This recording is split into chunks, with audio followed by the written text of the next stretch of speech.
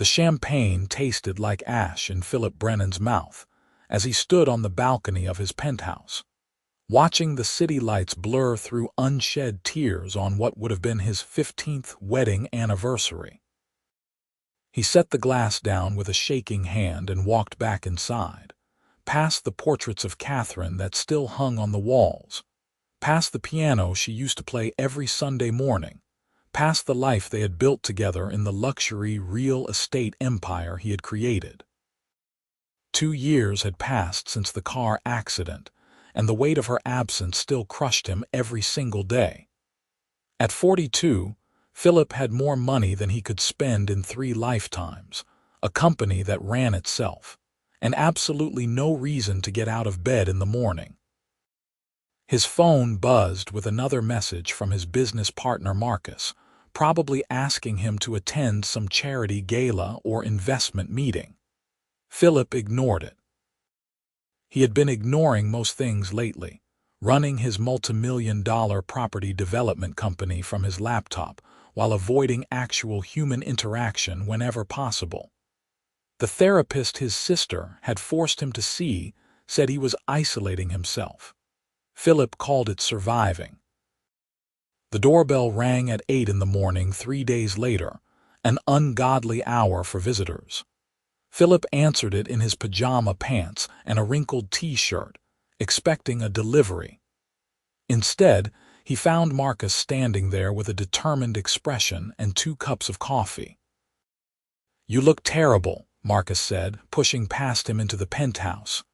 "Good morning to you too," Philip muttered, closing the door. "What are you doing here, intervention?" Marcus set the coffees down on the marble kitchen counter. "The Riverside project needs your approval, and you have been dodging my calls for a week. Also, you have not left this apartment in God knows how long, and your sister is threatening to fly in from Boston if I do not report back that you are still alive." Philip ran a hand through his unkempt hair. "I am alive. Project approved. You can go now." "Not happening." Marcus crossed his arms. "There is a community meeting tonight about the Riverside project. Local residents want to discuss the development plans. You need to be there. Send Richardson. He handles community relations." "Richardson quit last month. You would know that if you attended any meetings." Marcus's voice softened. "Phil, I know this is hard, but Catherine would not want you living like this." The words hit Philip like a physical blow. "Do not tell me what Catherine would want." "Then tell me yourself," Marcus challenged. "Would she want you hiding up here, barely eating, barely sleeping, letting everything she watched you build fall apart?" Philip wanted to argue, but the truth was suffocating. Catherine had been so proud of his success, especially the community-focused developments that provided affordable housing alongside luxury properties. She had attended every community meeting, charming residents and city officials alike with her genuine interest in making neighborhoods better. The Riverside project had been her idea originally, a mixed-use development in a struggling neighborhood that would bring jobs and housing without displacing existing residents. "Fine," Philip said quietly. "I will be there." Marcus looked surprised. "Really? Really? Now get out and let me shower. You said 8 o'clock. 7. Riverside Community Center." Marcus headed for the door, then paused. "Phil, it is good to see you engaging again, even if I had to force it." After Marcus left, Philip stood in the shower for 40 minutes, letting the hot water beat against his shoulders. The thought of facing a room full of people, of pretending to be the confident CEO they expected, made his chest tight with anxiety. But Marcus was right. Catherine had poured her heart into the Riverside project, and Philip owed it to her memory to see it through properly. The community center was packed when Philip arrived that evening, cleaned up and wearing a suit that hung slightly loose on his frame. He had lost weight without noticing. Marcus waved him over to the front where a presentation was set up, and Philip forced himself to smile and shake hands with the city council members who had already arrived. Glad you could make it, Mr. Brennan, Councilwoman Torres said. We have been looking forward to hearing your vision for the project. Philip nodded, his throat dry. He had reviewed the plans that morning, reacquainting himself with every detail. The development would include 200 residential units, split evenly between market rate and affordable housing, plus ground-floor retail space for local businesses and a public park. It was ambitious and expensive, but Philip had the resources to do it right. The room gradually filled with residents, their voices creating a low buzz of conversation. Philip scanned the crowd nervously, then froze when his eyes landed on a woman standing near the back. She was probably around his age, with dark hair pulled into a practical ponytail and worry lines creased around her eyes. She wore jeans and a sweater, and she was studying the development plans posted on the wall with intense concentration. Her arms crossed protectively over her chest. Something about her arrested his attention. Maybe it was the way she chewed her bottom lip as she read, or the sadness that seemed to emanate from her even across the crowded room. Whatever it was, Philip found himself unable to look away until Marcus touched his elbow. Ready to start? Marcus asked. Philip cleared his throat and nodded. The next hour passed in a blur of presentations and questions. He explained the timeline, the housing allocation, the measures they were taking to minimize disruption during construction. Most residents seemed cautiously optimistic, but Philip kept finding his attention drawn back to the woman in the back.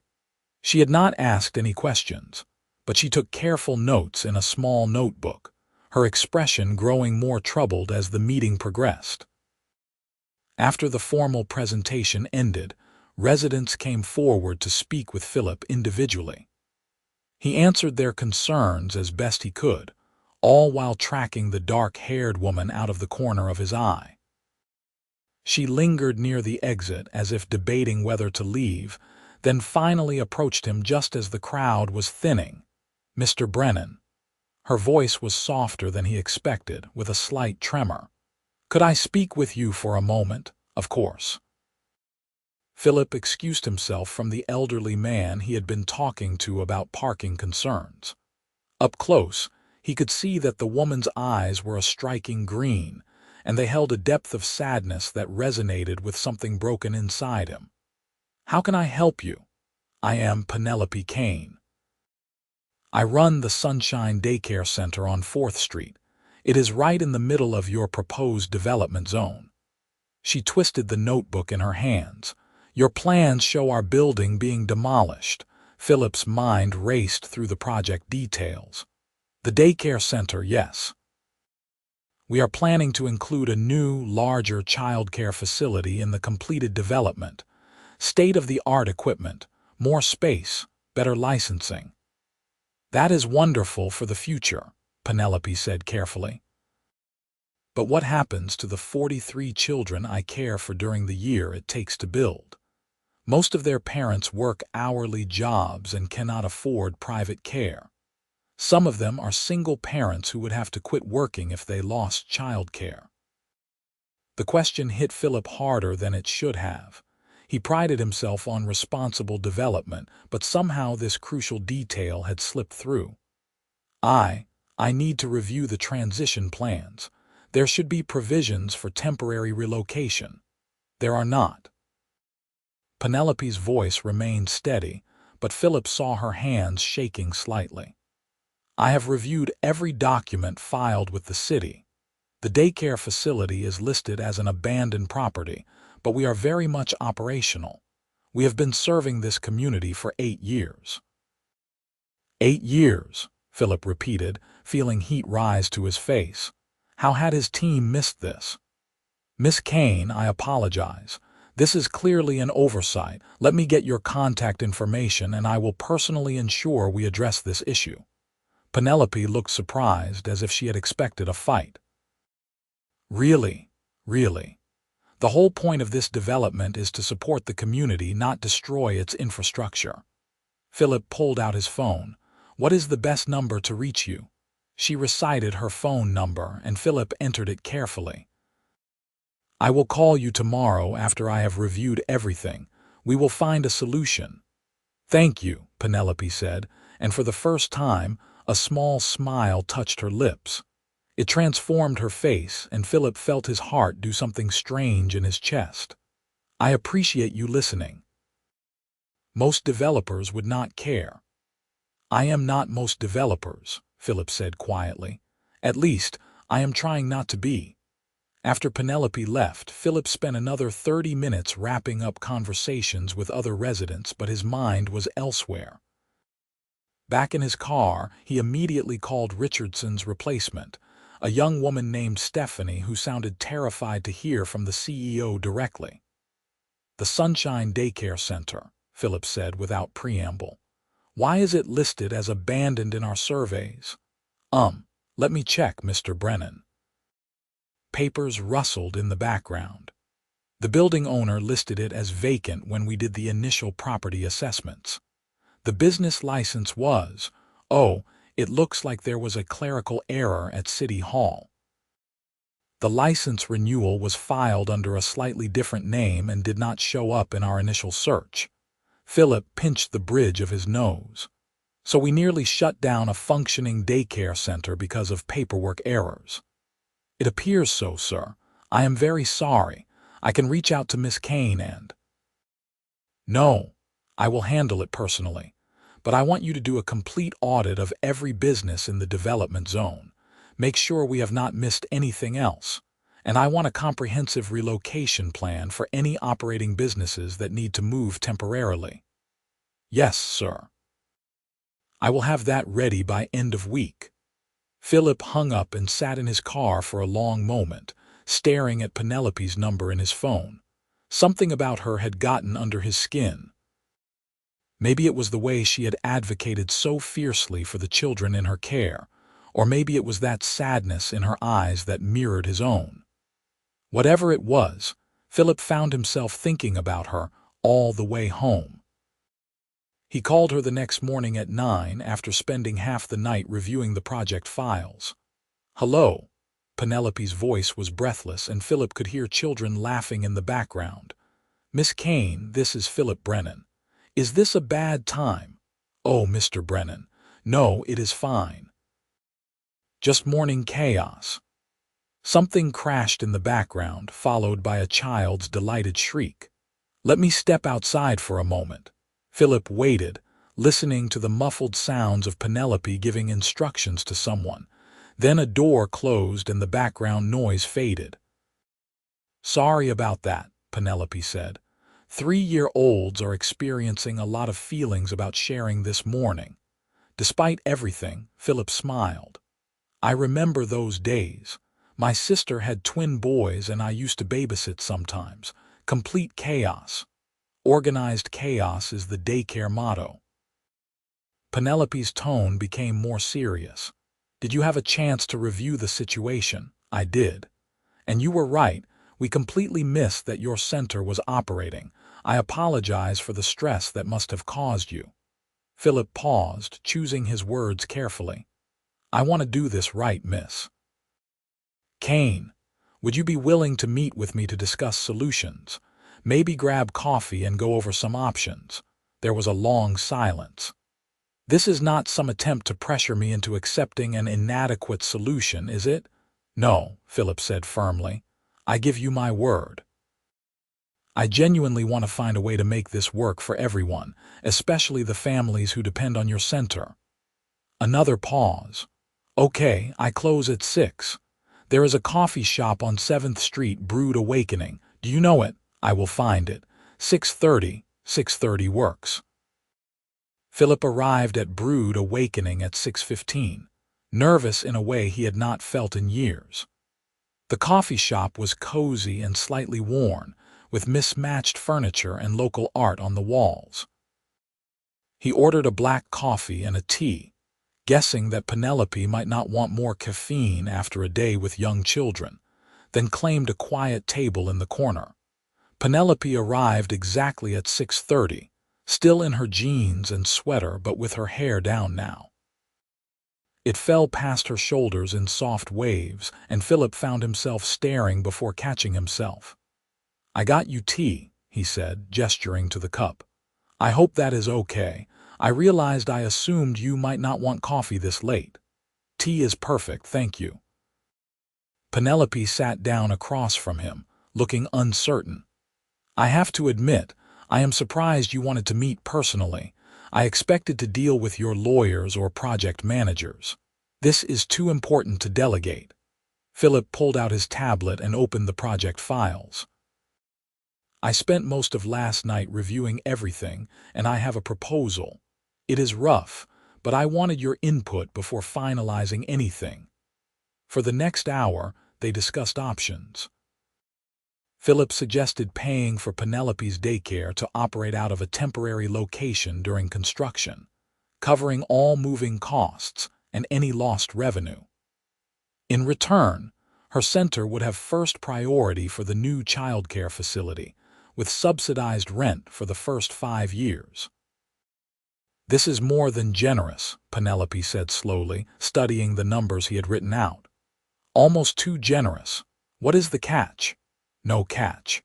"Well, one condition. I want you to consult on the design of the new facility. You know what these families need better than any architect. Make sure we build something that actually serves the community." Penelope looked up at him, those green eyes searching his face. "Why do you care so much? Most developers would just throw money at the problem and move on." Philip set down his cup carefully. "My wife used to say that buildings are not just structures, they are homes and communities and futures. She believed that development should improve lives, not disrupt them. She was the heart behind a lot of these projects." He paused, surprised by how easily the words came. "She passed away 2 years ago. Sometimes I think I have been doing a terrible job of honoring her vision since then." Penelope's expression softened with understanding. "I am so sorry. Losing someone you love, it changes everything, does not it?" "It does." Philip met her eyes. "You sound like you understand. My husband died 3 years ago, cancer. He was only 39. Penelope's voice was steady but quiet. "Some days I still cannot believe he is gone. We were supposed to grow old together, watch our kids grow up, all of it. You have children, a daughter." "Emma. She is 7 now. The daycare center, I started it after Daniel died. I needed something to focus on, and we had always talked about me doing something with early childhood education. It felt like a way to honor him, to create something good out of the grief." They sat in silence for a moment, two people who understood loss in a way others could not. Philip felt something shift inside him, a tiny crack in the wall he had built around his heart. "So we are both trying to honor people we loved," he said finally. "Seems like it." Penelope smiled sadly. "Does it get easier? People keep telling me it will get easier." "Not easier," Philip said honestly. "Different. Some days are better than others, but I do not think the missing them ever stops." "No, I do not think so either." They talked for another hour, conversation drifting from the project to their lives. Philip learned that Penelope had been a kindergarten teacher before starting her daycare, that she lived in a small house 3 blocks from the center, that she had a ridiculous orange cat named Pumpkin, who thought he was a dog. Penelope learned that Philip had started his company at 25 with a loan and a dream, that he could not cook to save his life, that he played piano when he was stressed. "My wife taught me," Philip said when Penelope asked about it. "I was terrible at first, but she was patient. Now it is one of the few things that quiets my mind." "Daniel used to paint," Penelope said. "Abstract stuff that I never really understood, but he loved it. I kept all his paintings. I cannot bring myself to store them away, so they are just stacked in the spare room.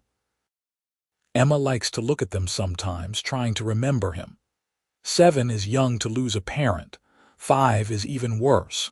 She barely remembers him now, just impressions and stories I tell her." Penelope's eyes glistened with tears. That is the part that kills me. He loved her so much, and she is forgetting him. Philip reached across the table instinctively and squeezed her hand. She has you to keep his memory alive. That matters more than you know. Penelope squeezed back, then pulled her hand away, looking flustered. Sorry, I did not mean to get so emotional. This was supposed to be a business meeting. It is okay, Philip said, and meant it. Sometimes it helps to talk with someone who understands. They parted ways at 7:45, with plans to meet again the following week to finalize the details. Philip drove home feeling lighter than he had in months, maybe years.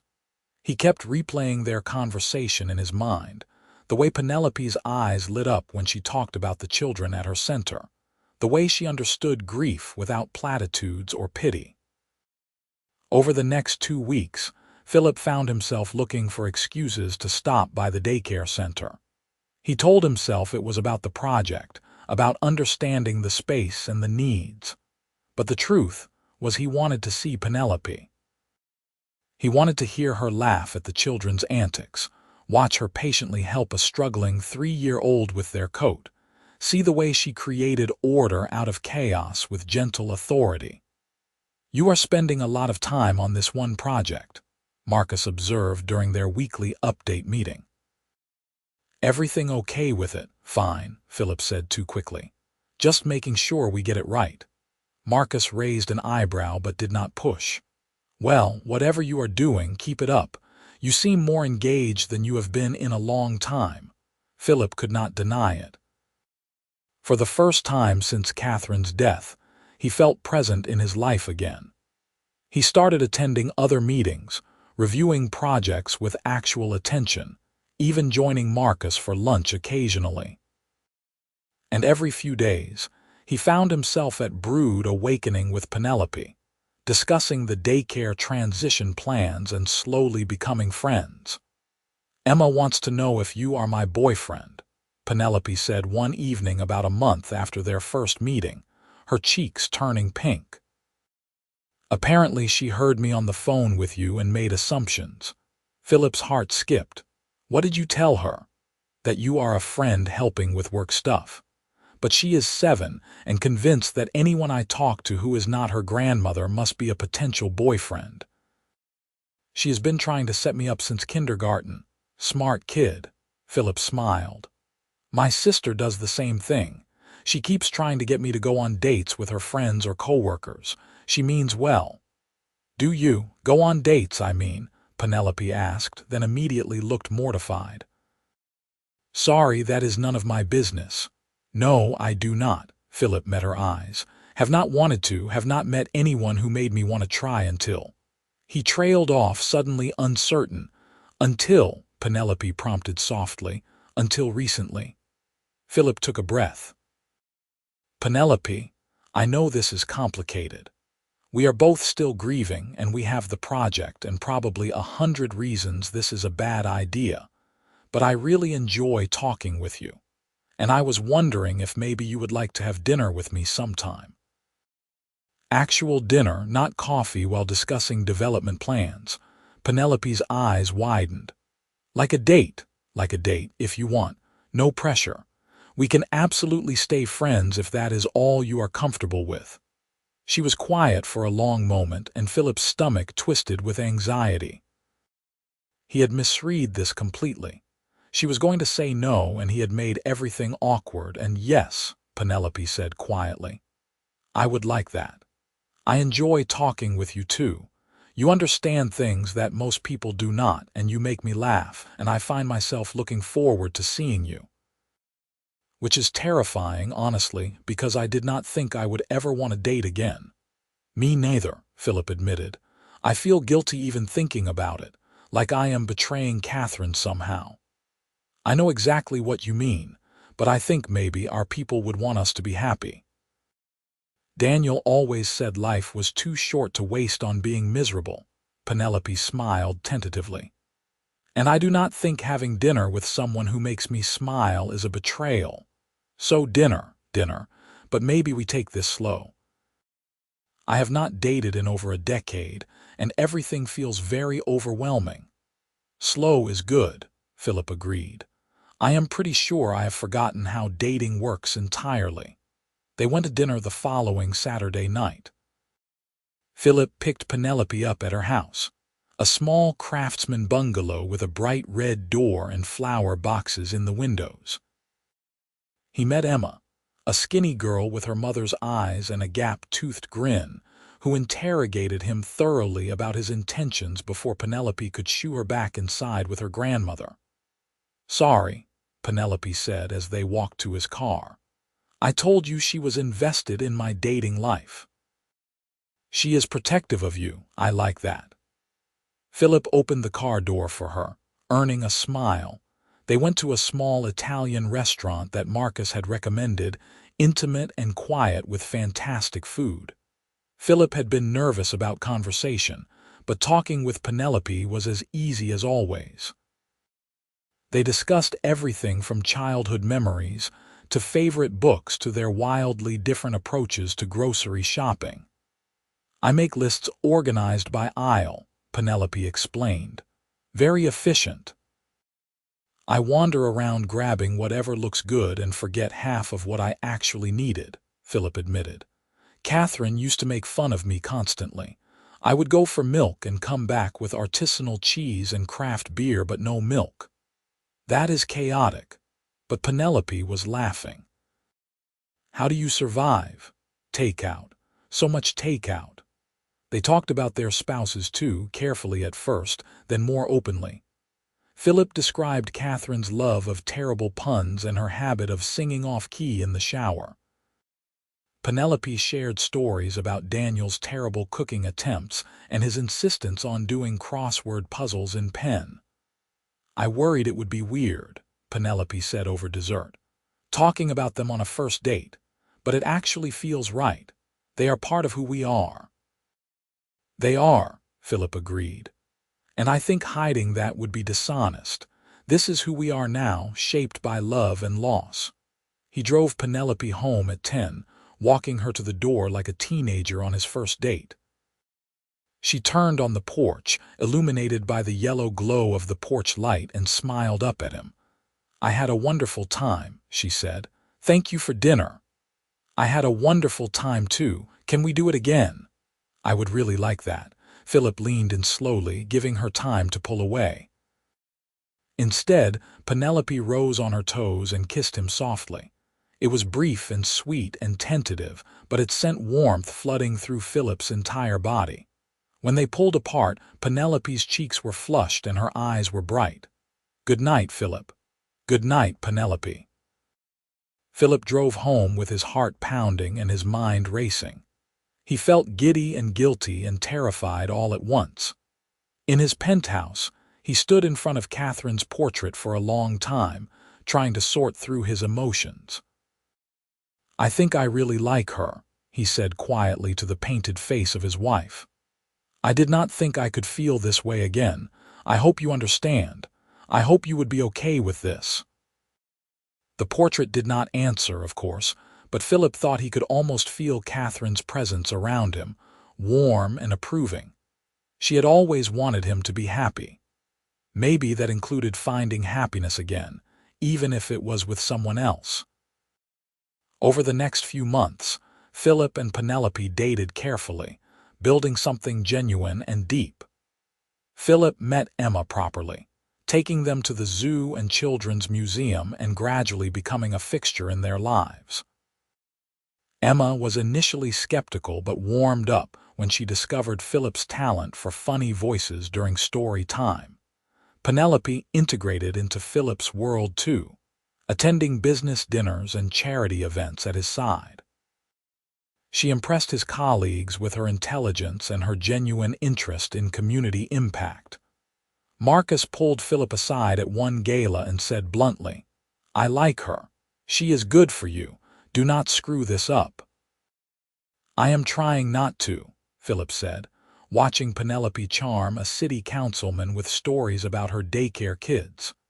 The Riverside project moved forward smoothly.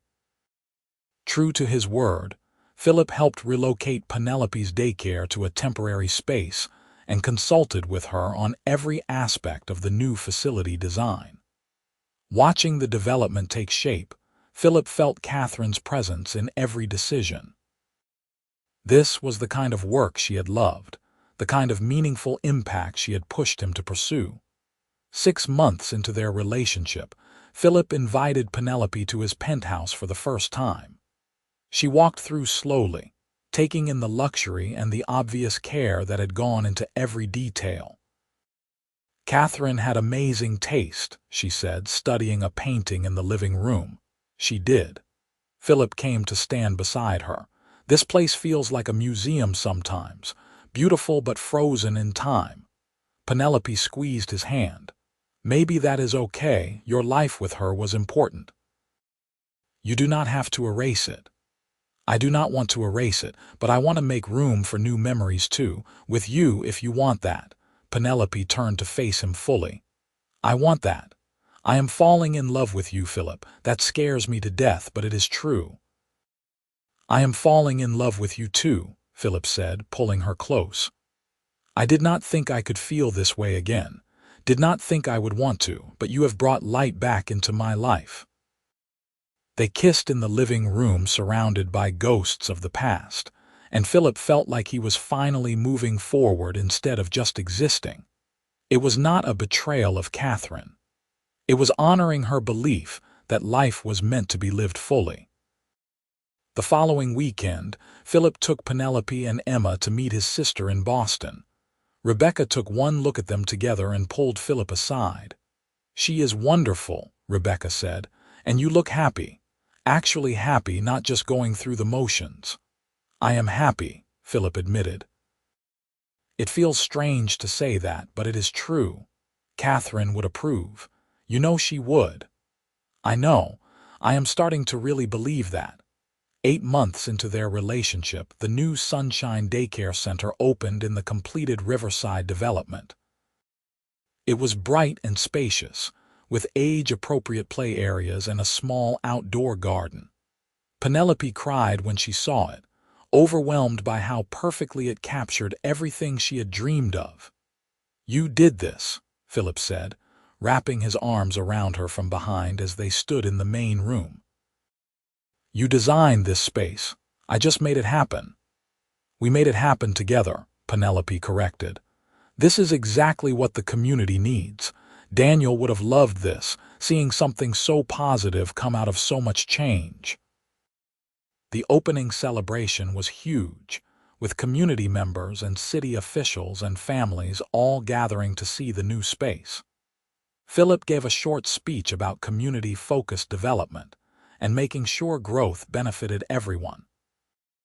But his eyes kept drifting to Penelope as she showed families around, her joy and pride radiating from every gesture. That night, after Emma was asleep at her grandmother's house, Philip and Penelope sat on her back porch drinking wine and watching the stars. "I was thinking," Philip said carefully, "about the future, about what I want my life to look like." "And what do you want?" Penelope asked. "I want you in it, permanently. You and Emma. I want family dinners and school plays and someone to share my life with again." Philip set down his wine glass and took both her hands. "I want to wake up next to you every morning and come home to you every night. I want to be there for Emma as she grows up, if she will let me. I want us to build a life together." Penelope's eyes filled with tears. "Philip, I know it has only been 8 months. I know we agreed to take things slow. But I am 43 years old, Penelope, and I have already learned that life is too short to waste time when you find something real." He reached into his pocket and pulled out a small velvet box. "I am not asking you to forget Daniel or to replace what you had. But I am asking if you would be willing to build something new with me. Penelope Kane, will you marry me?" Penelope stared at the ring, a simple diamond that caught the porch light and sparkled. "I was not expecting this tonight." "Is that a no?" "No, it is not a no. It is I am overwhelmed and emotional and also really happy." She laughed through her tears. "Yes, yes, I will marry you. I want to build a future with you too." Philip slipped the ring onto her finger and kissed her deeply, feeling like his heart might burst. For the first time in years, the future looked bright and full of possibility. They told Emma the next morning. She was initially confused, then excited, then worried. "Does this mean Philip will be my dad?" she asked Penelope carefully. "Philip will be your stepfather," Penelope explained gently. "He is not replacing your dad. Your dad will always be your dad, and we will always remember him and talk about him. But Philip will be part of our family now, and he loves you very much." "And you will live with us?" Emma asked Philip. "If that is okay with you," Philip said. "Or you and your mom could move into my place. We will figure out what works best for everyone." Emma considered this seriously. "Your place has that big bathroom with the fancy tub, and the view. I think we should live there," Penelope laughed. "I think we can make that work." They married 4 months later in a small ceremony in the backyard of Philip's sister's house in Boston. Emma was the flower girl, taking her responsibility very seriously and scattering petals with intense concentration. Marcus was Philip's best man, and Penelope's best friend Julia from college was her maid of honor. As Philip watched Penelope walk toward him, beautiful in a simple cream dress, he felt Catherine's presence like a warm hand on his shoulder. He had loved her deeply and would carry that love always. But he was allowed to love again, to build a new life while honoring the old. That was not betrayal. That was the courage to keep living even after loss tried to destroy you. "You look beautiful," he whispered when Penelope reached him. "You clean up pretty well yourself," she whispered back, eyes sparkling. The ceremony was short and heartfelt. They wrote their own vows, promising to honor their pasts while building their future, to be partners and teammates, to love each other and Emma with everything they had. When the officiant pronounced them married, Philip kissed his wife and felt complete for the first time in years. At the reception, Philip found himself standing with Emma while Penelope talked with her mother across the yard. "Are you happy?" Emma asked him suddenly. Philip looked down at the serious 7-year-old. "I am very happy. Are you?" "I think so. It is weird having a new family, but good weird. You are nice and you do funny voices and you make my mom smile a lot." Emma paused. "I think my dad would like you. Mom says he wanted her to be happy." "I think your dad sounds like he was a wonderful man," Philip said gently. "And I promise I will do my best to take care of you and your mom, okay?" "Okay." Emma hugged him suddenly, fierce and quick, then ran off to play with Marcus's kids. Penelope appeared at Philip's side, slipping her hand into his. "What was that about?" "Just getting some approval from my new daughter," Philip said, pulling her close. "I think we are going to be okay." "I think we are going to be better than okay," Penelope said. "I think we are going to be happy." They moved Penelope and Emma into the penthouse 2 weeks later. Philip had spent the time before the wedding carefully packing away some of Catherine's things, not erasing her but making space for his new family. He kept one portrait in his office and a few special items, but the rest went into storage, preserved but not dominating every space. Emma loved the penthouse immediately, claiming the guest room and redecorating it with Philip's permission. Penelope moved more slowly, always asking before changing anything until Philip finally sat her down. "This is your home now too," he said firmly. "Our home. Make it feel like yours. Catherine would not want this place to be a shrine. She would want it to be lived in and loved in." So Penelope began adding her touches. Plants appeared on the balcony. Family photos joined the artwork on the walls. The kitchen actually got used regularly as Penelope cooked meals Philip never attempted. The piano, silent for so long, came back to life as Philip taught Emma basic songs. Life settled into a new rhythm. Philip still worked hard, but now he came home to family dinners and Emma's stories about school and Penelope's warmth in his bed.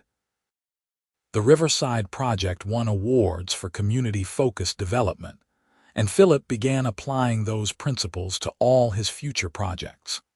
Penelope expanded her daycare to include after-school programs and parent education classes.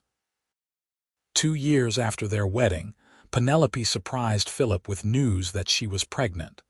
They had talked about more children but assumed it might not happen given their ages. Philip cried when she told him, overwhelmed with joy and terror and gratitude. "We are really doing this?" He asked, hand on her still flat stomach. "We are really doing this. Are you okay?" "I am more than okay. I am amazed. I never thought I would have this chance again." Philip kissed her softly. "Thank you for giving me a future I did not think I could have." "Thank you for teaching me that loving again is not a betrayal," Penelope said. "We get to have this, Philip. After everything we have lost, we get to have this joy too." Their son was born on a sunny morning in May, healthy and loud and perfect. They named him Peter, and Emma was immediately smitten with her baby brother.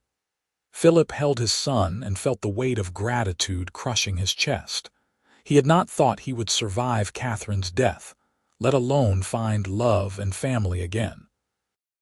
In the hospital room, with Penelope sleeping and baby Peter in his arms and Emma curled up in the chair by the window, Philip sent a silent thank you to Catherine and Daniel.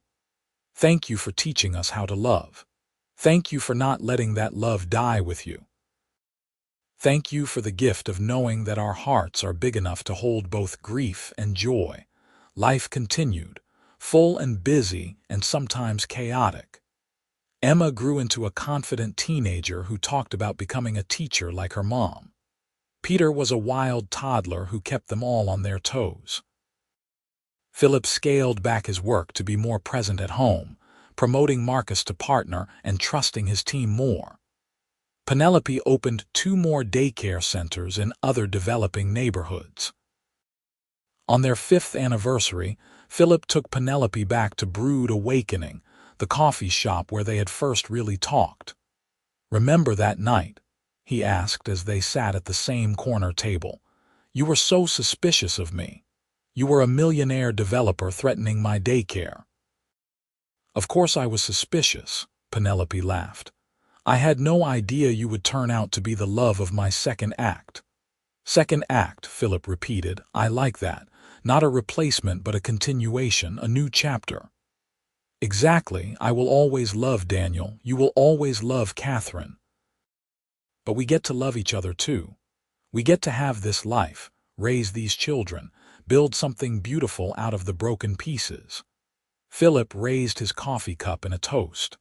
"To second acts and unexpected love and learning that our hearts are capable of more than we ever imagined." Penelope clinked her teacup against his.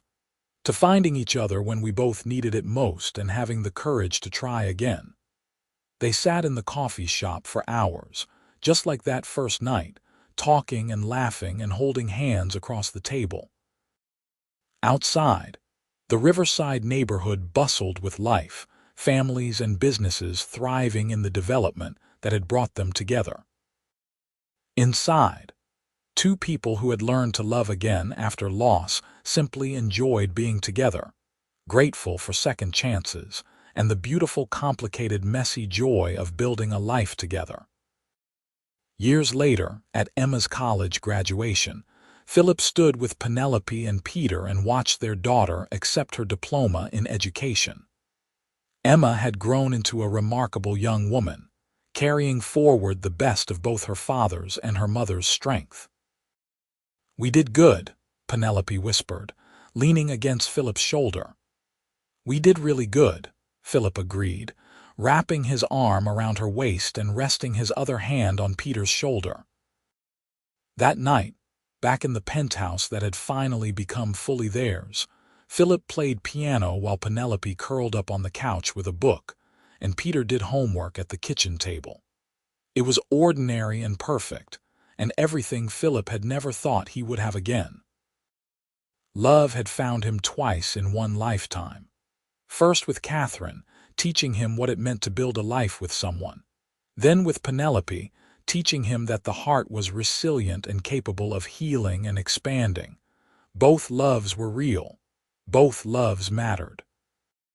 And he was grateful for every moment of both. The future stretched out before them, full of possibilities. Peter would graduate high school. Emma would start her teaching career. Maybe there would be grandchildren someday, maybe new projects and adventures. Definitely more ordinary evenings like this one, the kind that seemed mundane but were actually everything. Philip looked at his family, his beautiful second chance family, and felt nothing but gratitude. He had survived loss and learned to live again. He had found love when he thought his heart was permanently broken. He had helped raise a daughter and watched his son grow and built a partnership with someone who understood both his joy and his grief. This was his happily ever after, hard-won and precious and real.